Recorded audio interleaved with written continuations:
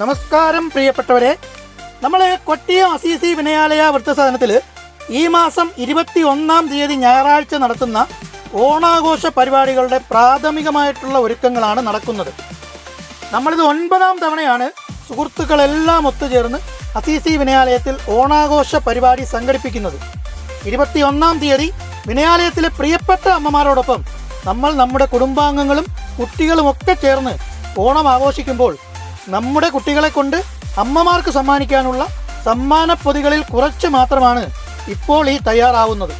ഈ പരിപാടിക്കായി വളരെ വിപുലമായ ഒരുക്കങ്ങളാണ് വേണ്ടിവരുന്നത്.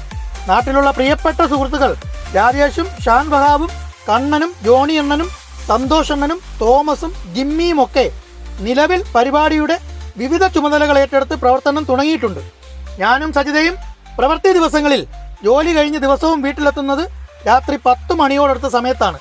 അതുകൊണ്ട് തന്നെ രാത്രി സമയത്ത് മാത്രമേ നമുക്ക് ഈ സമ്മാനപ്പൊതികൾ തയ്യാറാക്കാൻ കഴിയുകയുള്ളൂ. ഓരോ ദിവസവും കുറേശ്ശെയായി 4-5 ദിവസം കൊണ്ട് സമ്മാനപ്പൊതികൾ മുഴുവൻ തയ്യാറാക്കാൻ കഴിയും എന്നാണ് പ്രതീക്ഷിക്കുന്നത്.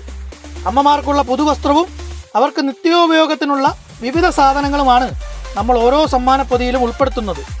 ഈ സമ്മാനപ്പൊതികൾ ഓരോ അമ്മമാർക്കും സമ്മാനിക്കുന്നത് കൂടാതെ വിനയാലയത്തിലെ കോമൺ ആയിട്ടുള്ള ഉപയോഗത്തിനുള്ള ചില സാധനങ്ങളും നമ്മൾ കൈമാറും.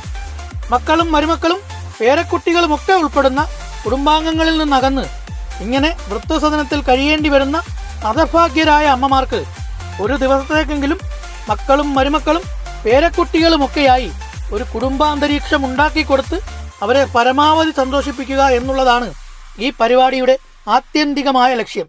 അതുകൊണ്ട് തന്നെ ഈ പരിപാടിയിൽ പങ്കെടുക്കുന്ന സുഹൃത്തുക്കൾ കഴിയുന്നവരൊക്കെ കുടുംബാംഗങ്ങളെയും കുട്ടികളെയും പരിപാടിയിൽ പങ്കെടുപ്പിക്കാൻ ശ്രമിക്കേണ്ടതുണ്ട്. അമ്മമാർക്ക് സമ്മാനങ്ങൾ കൊടുത്തും പാട്ടുപാടിയും കലാപരിപാടികൾ അവതരിപ്പിച്ചും നമ്മൾ തയ്യാറാക്കി കൊണ്ടുപോകുന്ന ഗംഭീരമായ ഓണസദ്യ അമ്മമാരോടൊപ്പം പങ്കുവച്ച് കഴിച്ചും വളരെ വർണ്ണശബളമായി നമ്മൾ അവരോടൊപ്പം ഓണം ആഘോഷിക്കും. ഓണസദ്യ ഉൾപ്പെടെയുള്ള കാര്യങ്ങൾ പങ്കെടുക്കുന്ന ആളുകളുടെ എണ്ണത്തിനനുസരിച്ച് ക്രമീകരിക്കേണ്ടതുണ്ട്. അതുകൊണ്ട് ഈ പരിപാടിയുമായി സഹകരിക്കാനും പരിപാടിയിൽ പങ്കെടുക്കാനും താല്പര്യമുള്ള സുഹൃത്തുക്കൾ മുൻകൂട്ടി തന്നെ എന്നെ വിവരമറിയിക്കണമെന്ന് അഭ്യർത്ഥിക്കുന്നു.